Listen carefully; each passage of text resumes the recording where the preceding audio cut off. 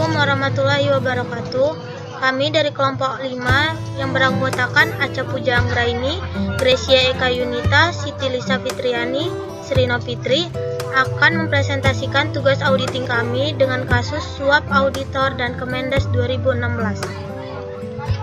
5. Komisi Pemberantasan Korupsi atau KPK melakukan operasi tangkap tangan OTT terkait kasus suap yang melibatkan pejabat Kementerian Desa Pembangunan Daerah Tertinggal dan Transmigrasi atau PDTT dan pejabat serta auditor Badan Pemeriksaan Keuangan Republik Indonesia.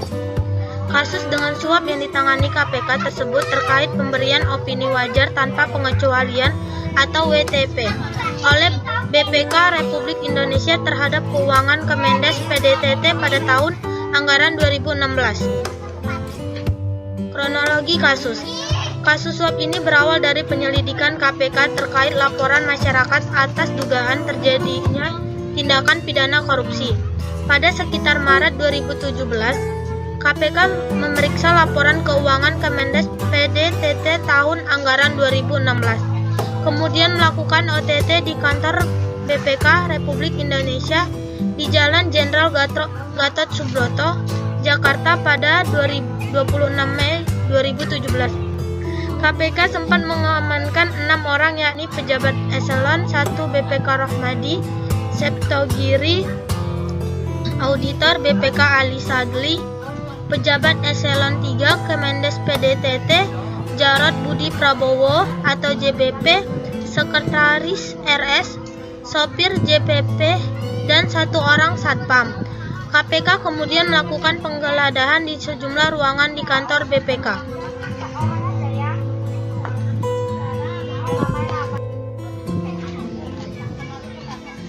Pasal 2 Kode Etik BPK mengatur tentang nilai-nilai dasar yang wajib dimiliki oleh anggota dan pemeriksaan BPK. 1. Mematuhi peraturan perundang-undangan dan peraturan kedinasan yang berlaku. 2. Mengutamakan kepentingan negara di atas kepentingan pribadi atau golongan. 3. Menjunjung tinggi independensi, integritas, dan profesionalitas. 4. Menjunjung tinggi martabat, kehormatan, dan kredibilitas BPK.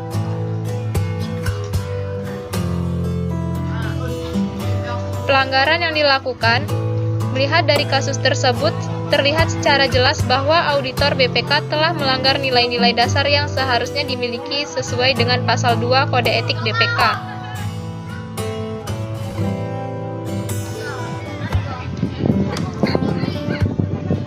Sanksi yang diberikan. Yang pertama, adanya kompensasi. Ketika mengambil tindakan hukum terhadap penyedia yang diduga melakukan kecurangan, pemerintah juga mencari tambahan jumlah yang tidak dibayar secara sesuai. Yang kedua, penahanan. Undang-Undang Anti Suap memiliki ketentuan untuk hukuman penjara sebagai sanksi pidana dengan hukuman sampai dengan 5 tahun untuk 1 pelanggaran. Yang ketiga, adanya tindakan perizinan.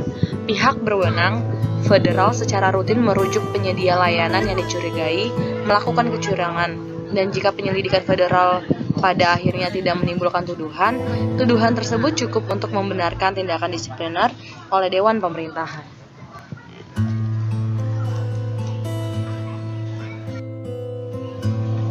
Yang selanjutnya ada faktor-faktor yang mendasari fraud. Yang pertama ada tekanan. Tekanan ini misalnya karena kondisi kesulitan ekonomi seorang karyawan yang mendorong karyawan melakukan fraud. Faktor kesejahteraan karyawan harus menjadi perhatian penting dari manajemen untuk mengikis dorongan atau motivasi karyawan untuk melakukan fraud. Yang kedua ada peluang. Peluang dapat mendorong kemungkinan seorang karyawan untuk melakukan fraud, bahkan di saat karyawan tersebut tidak memiliki tekanan untuk melakukan fraud. Yang terakhir ada rasionalisasi. Rasionalisasi adalah suatu bentuk pemikiran yang menjadikan seseorang yang melakukan fraud merasa bahwa sikap curang tersebut dapat diterima.